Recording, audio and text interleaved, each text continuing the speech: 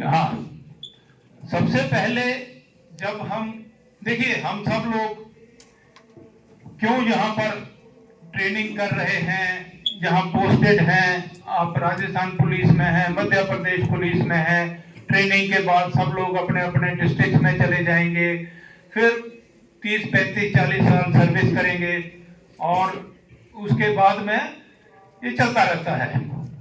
तो हम सब ने अपना घर बार छोड़ा है, किस पर्पज के लिए छोड़ा है?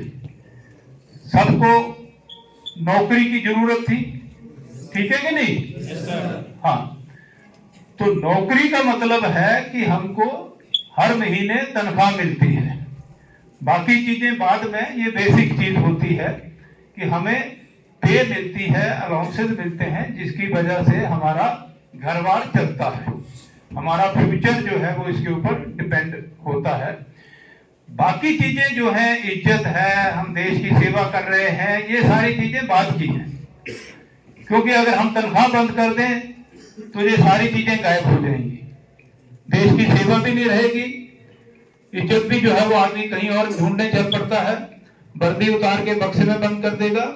तो पे एंड अलाउंसेस बेसिक हमारा पर्पज रहता है, जिसकी वजह से हम लोग आते हैं, ये एक हार्ड फैक्ट है। तो अगर ये हार्ड फैक्ट है तो इसके बारे में सोचना और बात करना बुरी बात नहीं है, करना भी चाहिए, ठीक है। और जितनी जल्दी आप इसके ऊपर सोच विचार करेंगे इतना आपके लिए फायदेमंद है। कैसे फायदेमंद है वो हम आगे बताएंगे, लेकिन जितनी जल्दी आप इसके साथ में जुड़ जाएंगे वो आपके लिए उतना ही अच्छा रहेगा। तो जब हम फाइनेंशियल प्लानिंग की बात करते हैं, कोई भी प्लानिंग है, आपको अगर सपोज ग्वालियर से आगरा जाना है तो भी हम प्लान करते हैं, भाई कितने बजे घर से निकलूंगा, ट्रेन से जाऊंगा या टैक्सी से जाऊंगा या कैसे जाऊंगा, कौन से रास्ते से जाऊंगा, कितने बजे जाऊंगा ताकि मैंने जहां पहुंचना है वहां समय से पहुंच जाऊं, क्या ड्रेस पहनूंगा। तो ये भी एक प्लानिंग का हिस्सा होता है, और ये वाली प्लानिंग तो हमारे लिए बहुत ही जरूरी है। ये इसलिए जरूरी है क्योंकि हमारी जिंदगी की जो जरूरतें हैं वो बदलती रहती हैं, बढ़ती रहती हैं। आज आप लोगों की अभी शादी नहीं हुई है तो जरूरतें थोड़ी कम हैं, जैसे शादी होगी, बच्चे होंगे, फिर और जरूरतें जो है वो आपकी बढ़ती जाएंगी। तो इन सब चीजों को पूरा करने के लिए आपके पास में एक ही सोर्स ऑफ इनकम है, ठीक है ना? सोर्स ऑफ इनकम एक ही है, जो तनख्वाह आती है। तो उस तनख्वाह को हम कैसे मैनेज करें?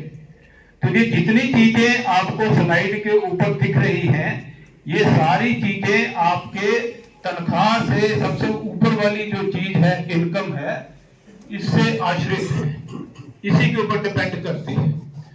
और सबसे पहला जो दिमाग में आता है, इनकम सपोज जैसे किसी की 25,000 है, 30,000 है, तो दूसरी चीज जो हमको इसमें खाने को दौड़ती है वो है एक्सपेंडिचर, यानी कि महीने का खर्चा कितना है। किसी का 10,000 है, किसी का 15,000 है, किसी का 20,000 है।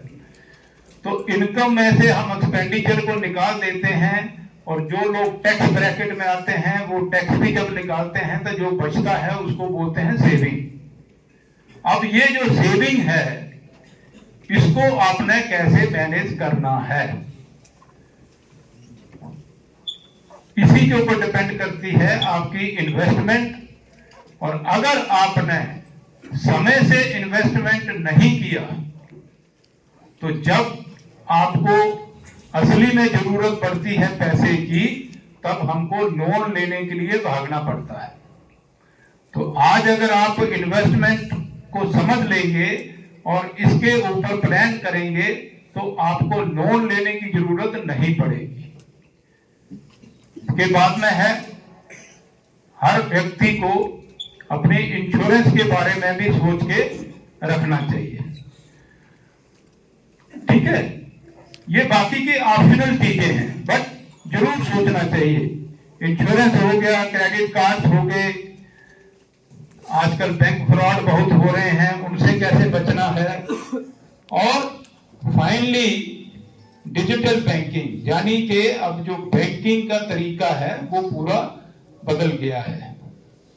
पुराने जमाने की तरह बैंकिंग नहीं रही है। आजकल बैंक आपके हाथ में है, सभी के पास में स्मार्टफोन है।